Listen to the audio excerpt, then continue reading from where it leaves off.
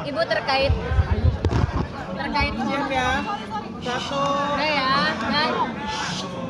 Ibu terkait vonis terhadap Kuat Ma'ruf kan 15 tahun penjara, menurut Ibu itu sudah adilkah vonis yang dijatuhkan oleh hakim?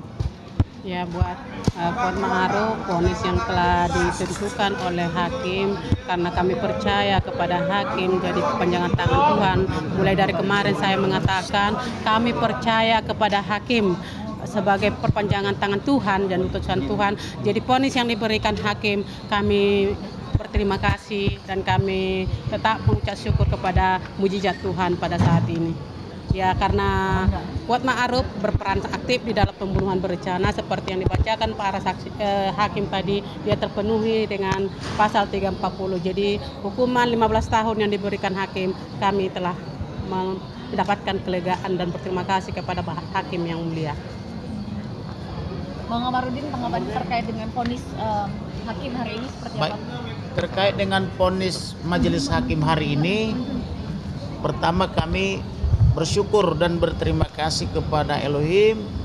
Yang kedua, berterima kasih kepada majelis hakim. Yang berikut kepada jaksa dan penasihat hukum terdakwa maupun terdakwa. Kemudian terutama kepada media dan kepada doa-doa masyarakat Indonesia dalam dan luar negeri. Mengenai putusan, tentu kami bersyukur karena kami meminta lebih berat daripada tuntutan. Tuntutannya kan 8 tahun oleh jaksa, dan kami minta harus lebih berat daripada tuntutan, dan itu telah dipenuhi oleh majelis hakim.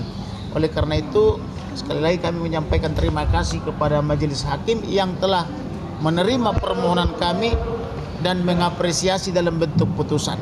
Gitu. Bang, kalau kita melihat kan dari kemarin vonis hakim ini jauh lebih tinggi dari jaksa. Nah, apakah nanti Ricky Rizal juga Bang Kamarudin berekspektasi akan lebih tinggi juga? Tentu Ricky Rizal harus jauh lebih berat. Minimal 15 tahun. Karena kenapa? Dia anggota Polri, tetapi dia tidak berterus terang.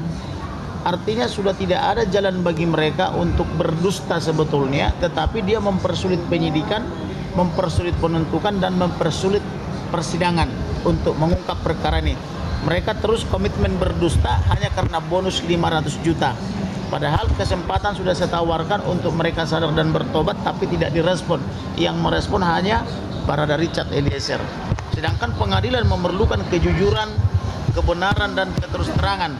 Apalagi mereka ini terkadang juga sangat tidak sopan, malah bercanda-bercanda di pengadilan. Padahal pengadilan itu kan harus punya marwah. Dia harus dihormati sebagai lembaga yang perlu dijunjung kebenarannya di sana, dan marwahnya harus dijaga, karena disitulah diuji apa fakta-fakta yang sesungguhnya terjadi supaya terungkap kebenaran material.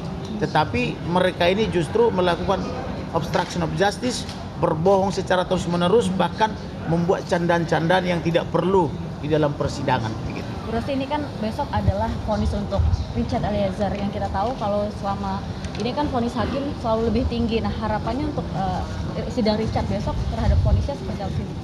Ya, kembali kami balik ke belakang. Dari awal kan persidangan Barada E sudah datang sujud dan mau berkata jujur, dan semoga lah perkataan jujurnya nanti vonis dari hakim, biarlah proses hukum yang dari hakim menentukan hukuman buat Barada E atau Richard Eliezer.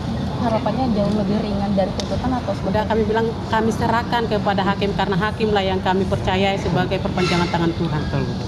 Terima kasih Bu. Terima kasih Bang. Terima kasih Bang.